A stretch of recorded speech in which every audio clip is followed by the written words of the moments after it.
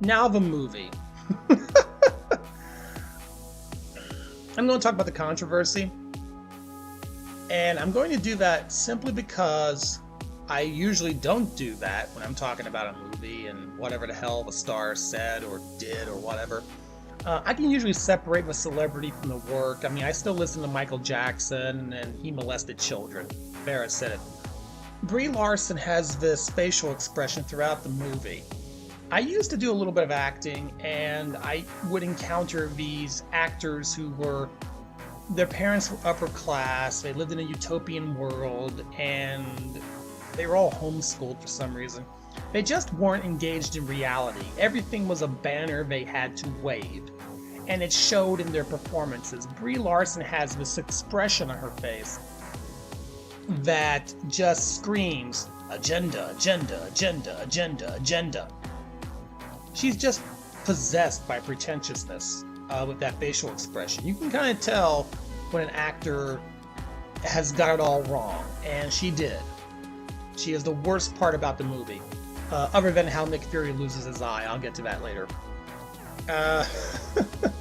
The movie. Okay, the movie itself suffers from the same problem that Passengers did, where everything would have been better if you just put it in a different sequence.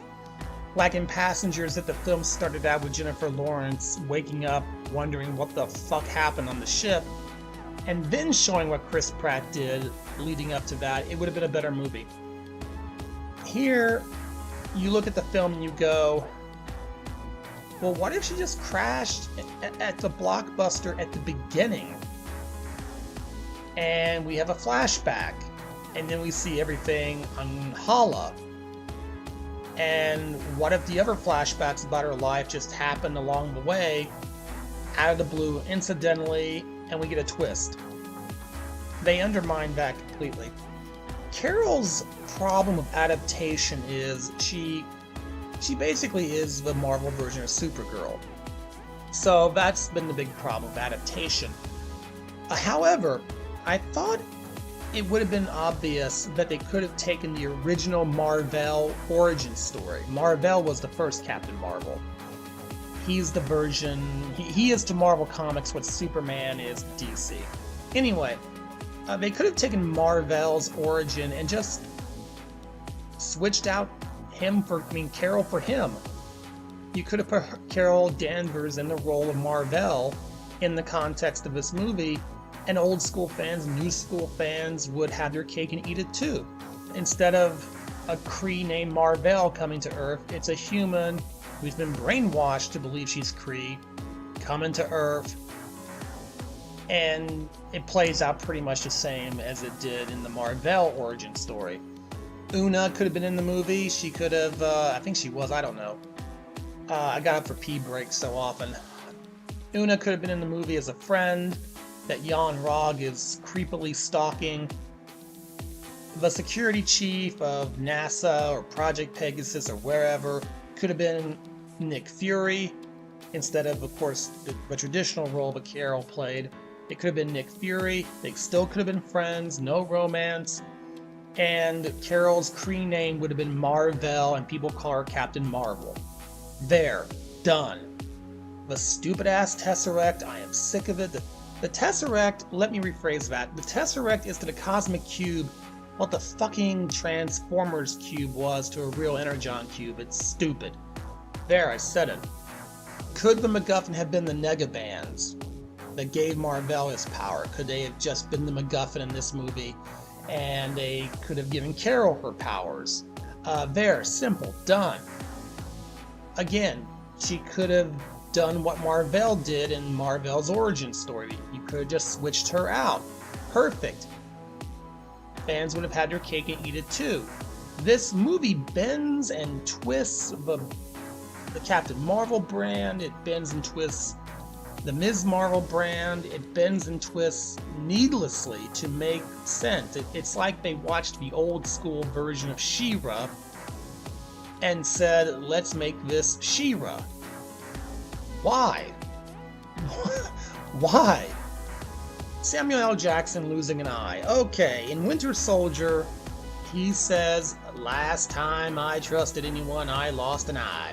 And we've been wanting to see that for a long time. How did he lose an eye?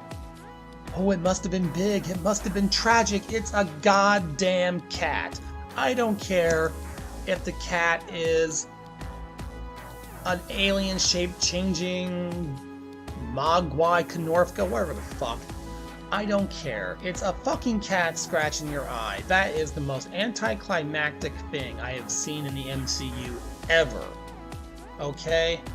Talk about adding up to nothing good. Nothing. It's a fucking cat.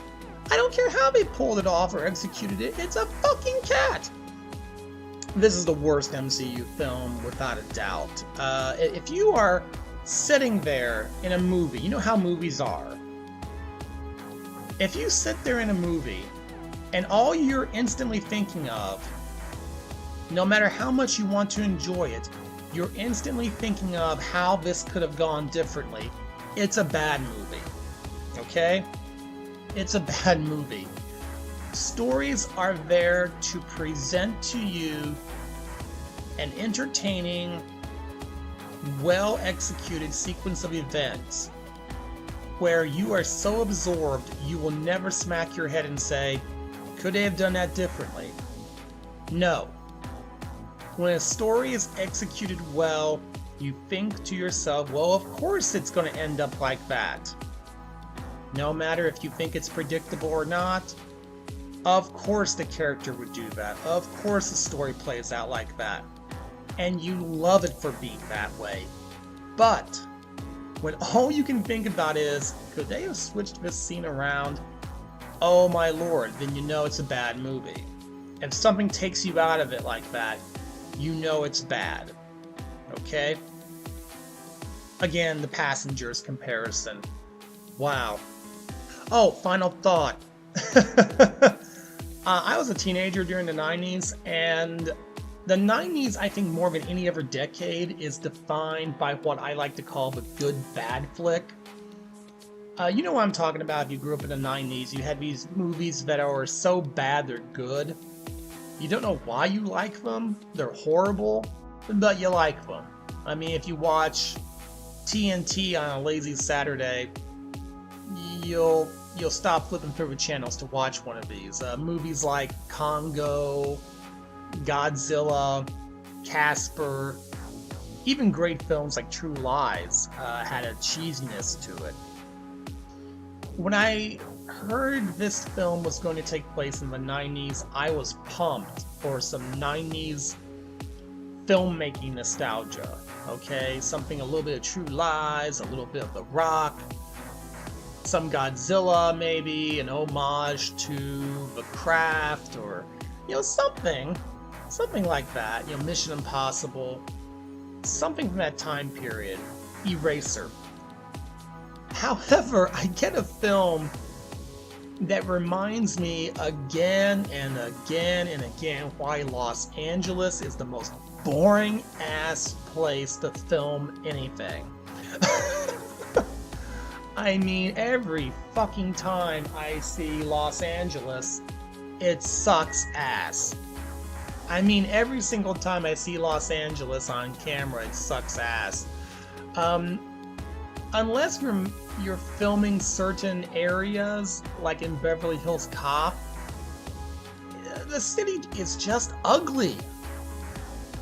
There's no character to this. You can tell they filmed a lot of second unit stuff in the Los Angeles area, and you can tell they used some green screen for that, and they probably filmed it a few places that look like Los Angeles.